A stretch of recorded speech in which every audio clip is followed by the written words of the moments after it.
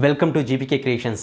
ఈరోజు మనం దేశం గర్వించదగ్గ వ్యక్తుల గురించి మాట్లాడుకోబోతున్నాం. అదేనండి Sunita Williams and Butch Wilmore.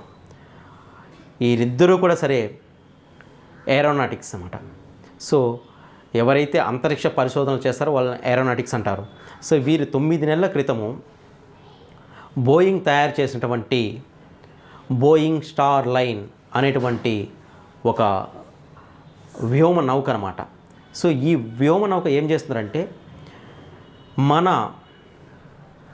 భూమి నుంచి అంతరిక్షం తీసుకెళ్ళి అక్కడి నుంచి తిరిగి భూమికి తీసుకురచ్చేటువంటి వాటిని వ్యోమ నౌకలు అంటారు. స్పేస్ ఎక్స్ కూడా సేమ్ అన్నమాట. ఇలాగ వ్యోమ నౌకలు తయారు చేస్తుందన్నమాట. అయితే ఏం జరిగింది, సో వీరు ఎప్పుడైతే అక్కడికి వెళ్ళారో అక్కడికి వెళ్ళిన తర్వాత అక్కడ వాతావరణం టోటల్గా డిఫరెంట్గా ఉంటుంది. సో ఎముకల యొక్క డెన్సిటీ అనేది తగ్గిపోతుంది. నెక్స్ట్ వచ్చింది హార్ట్ ఫంక్షనాలిటీ మారుతుంది. లివర్ యొక్క పనితీరు కూడా మారిపోతుంది అనమాట. సో అలాంటి విభిన్నమైనటువంటి వాతావరణంలో 9 నెలలు ఉన్నారు వాళ్ళు.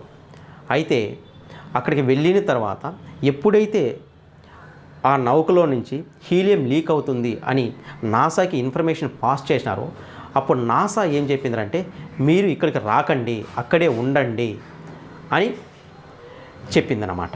సో ఈ యొక్క ఇన్స్ట్రక్షన్స్ తీసుకొని వీరిద్దరూ కూడా అక్కడే ఉండిపోయినారనమాట.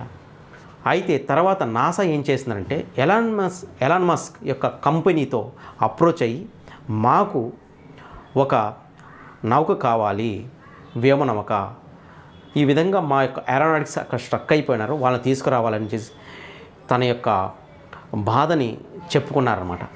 చెప్పుకున్నప్పుడు ఏం చేసిందంటే ఈ యొక్క ఎలాన్ మస్క్ ఏం చేసినారంటే సో అయితే మేము 140 మిలియన్స్ ఖర్చు అవుతుంది అని చెప్పారు. సో ఈ యొక్క 140 మిలియన్స్ అంటే దాదాపు ఇండియన్ కరెన్సీలో 1200 కోట్లండి అక్షరాల. ఈ యొక్క 1200 కోట్లు తీసుకొని ఒక నౌకను తయారు చేసింది. ఆ నౌక పేరేంటంటే క్రూ డ్రాగన్ క్యాప్సూల్స్ అనేటువంటి ఒక నౌకను తయారు చేసింది. ఈ యొక్క నౌకను పంపించినప్పుడు ఈ యొక్క నౌకని ఎలాన్ మస్క్ నాసాతో అప్రోచ్ అయ్యి ఈ వీరిద్దరూ కూడా సరే పంపించారన్నమాట.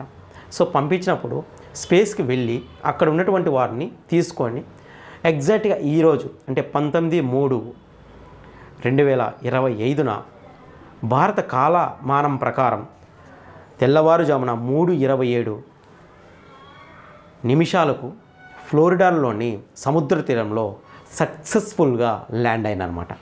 ఇది And splashdown, Crew 9 back on Earth.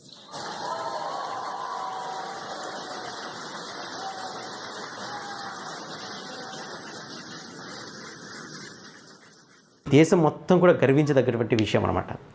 మనము 2003లో కల్పనా చావ్లా కోల్పోయడం, సేమ్ ఇదే విధంగా హీలియం లీకేజ్, క్లస్టర్ల యొక్క పనితీరు చెడిపోవడం వల్ల నాసా ఇచ్చినటువంటి ఇన్ఫర్మేషన్ వాళ్ళు ఫాలో అవడం వల్ల తిరుగు ప్రయాణంలో అది పేలిపోయిందనమాట. సో ఇలాగా అన్ని అడ్డంకులను తొలగించుకొని సక్సెస్ఫుల్గా ఈరోజు ల్యాండ్ అయినారు వాళ్ళు.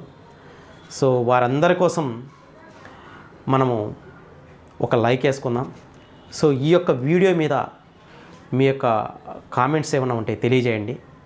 Thank you so much for your valuable time. Thank you.